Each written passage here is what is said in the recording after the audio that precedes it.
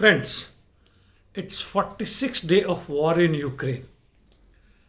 Situation, rather simplifying, is complicating. Both the sides claiming that they are moving onward with their military aims, military goals, as well as politically and economically. Yesterday, British Prime Minister is said to have visited and met Zelensky. There had been doubt whether Zelensky is in Ukraine or not, but wherever he may be, in Poland or elsewhere, both of them met, and British Prime Minister Johnson has promised more military aids, even the lethal weapons which initially they had said no, like tanks and other things. How will that reach in Ukraine is secondary. As the war is progressing further and Russian military has withdrawn by and large from central and northern Ukraine, the entire western front as far as Ukraine is concerned is totally open to the NATO and its alliance, and all forms of arms, ammunition and other aids can come in now. Whatever the restrictions was, like earlier Russian missiles and precision munitions had bombed in Lviv and other regions, that we do not hear anymore. In the meantime, Russians have been concentrating in Eastern and Southeastern Europe, in Ukraine, Donbass and other regions, trying to consolidate that in case war comes to an end, 9th May, may be the date because of the Victory Day.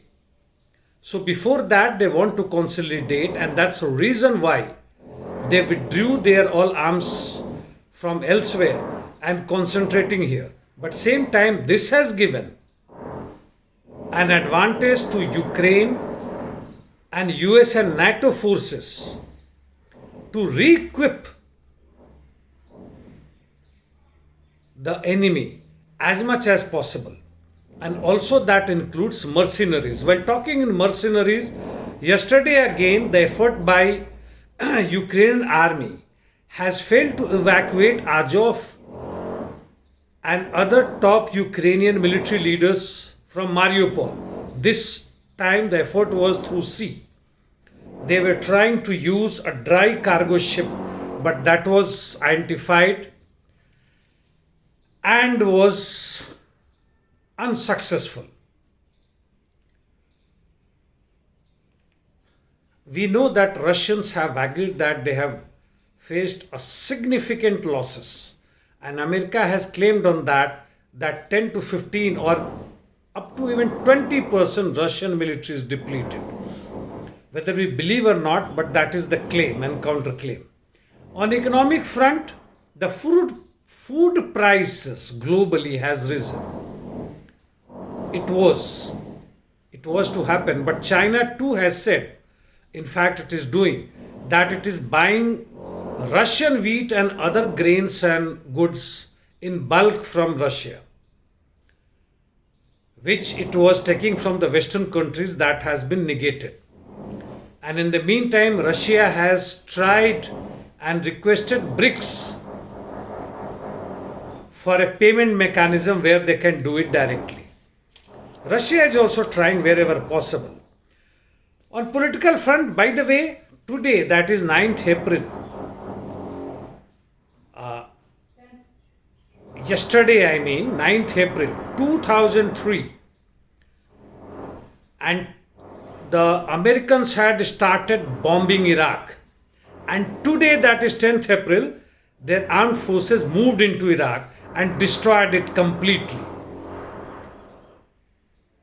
Hundreds of thousands civilians were killed, and American and its alliance said it is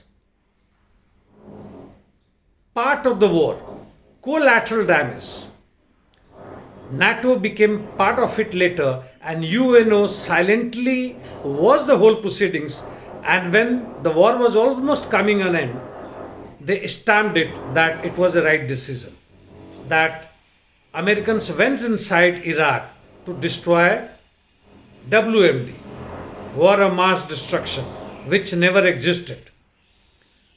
Then after, of course, we know Libya, Syria, Afghanistan, and latest was which they were trying,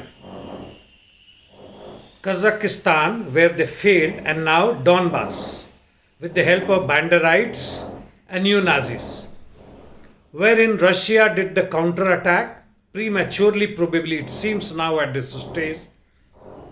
It had its upper hand, but now I do not know the second phase aim. If Russians have something hidden, we still got to see this. So the war is likely to come to an end from both the sides, but will NATO, as I said yesterday or day before, or its boss, the USA, accept this end of war at this moment? Their motto is very clear: give war a chance. On political front, while talking, Hungary wants probe on Bucha massacre, and Poland is jumping on that, and entire NATO is jumping, because a single or two or three of them come out in demand of this, and somehow they start investigating it, they will find that it wasn't a Russian military. I am very sure of this, friends.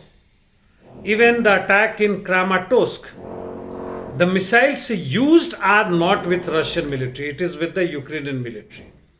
And now Ukrainians are jumping. Well, to conclude, Russia continues its second phase. And along with the humanitarian aids in Eastern Europe, because it sees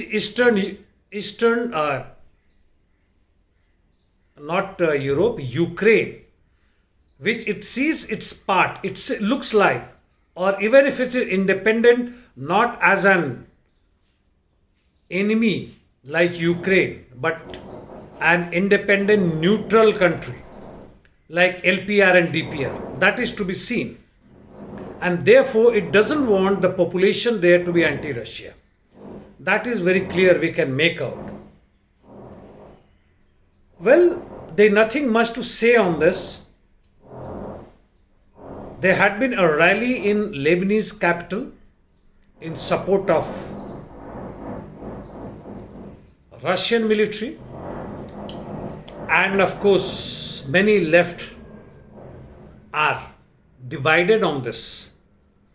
Both sides, some left even in India supporting Russian aggression, while other left are opposing Russian aggression, while there are a minuscule left which said it is part of imperialist contradiction and war, hence we have to do nothing about it. Well, that is the situation of today's left. Leave it to you for further analysis. Thank you, friends.